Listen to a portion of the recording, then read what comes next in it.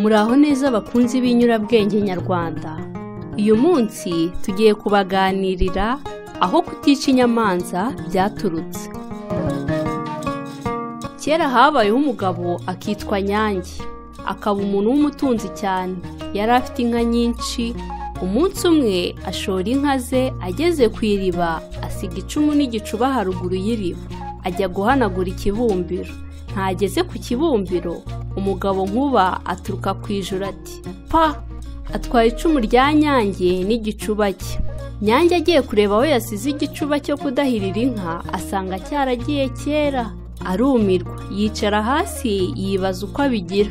Mu gihe akibaza uko ari bugire inka ze, abona igikona kiratungutse kiramubwira kiti mbe Nyange ko wigunze wabaye iki? Nyange akibwira ibyago yagize.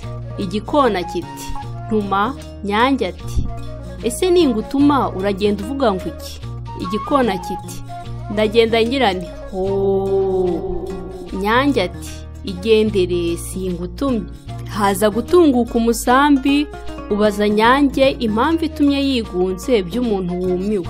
Nyange awubwira amakuba yagize. Umusambi uti ntuma. Nyange ati ese ningutuma uragenda uvuga ngo iki? Umusambi uti ndagenda ngira nti wa. Nyange ati igendere. Haza inyoni zikomeza kubisikana zimubaza kwa kundi, zikamubwira uko ziri buvuge. Zirahetura. Inyoni zose zimaze guhetura, haza inyamanza ibaza Nyange ikimuteye agahinda. Abwira inyamanza ati ese ningutuma uragenda uvuga ngo iki? Inyamanza iti ndagenda mvuga nti ye Nkuba ya Sekayinga yari yaragiye igiye kuraguza, nkubise ubukunzi kuraguza nsanga zagiye. Nkikuje agafunzo Nyamunege na Kanazi iyo zarengeye, rwakura rwa Bicitigiri iyo mbaraga yambariye imbavu ngo nzaga umwami wa Nyoni. Nanga urushubije umuyago uruyogoma, we wicura ubwe ntaribwe. Mpagacuba ka Nyange, mpagacuba ka Nyange, inka za Nyange zavuye inyuma. Nuko Nyange abwira inyamanza ati genda nubinzanira nzaguhemba.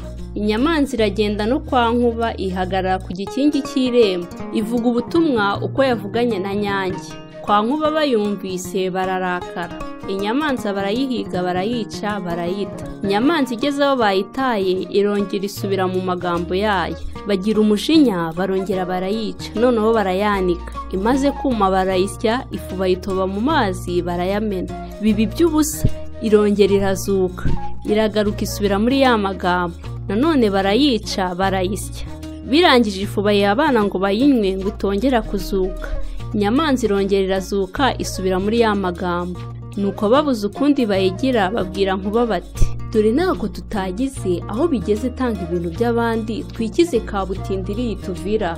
Nuko Nkuba ava ku izima aha inyamanza ibintu bya Nyange. Inyamanza irabijyana ibishyikiriza Nyange. Nyange abibonye arishima cyane kandi ashimira inyamanza, arayibwira ati kuva ubu nguhaye uburenganzira ntihakagire umuntu ukwica. Iyo niyo mpamvu yatumye na n'ubu nta muntu ukica inyamanza, kuko kwica inyamanza bizira. Sinjye wahera hahera umugani.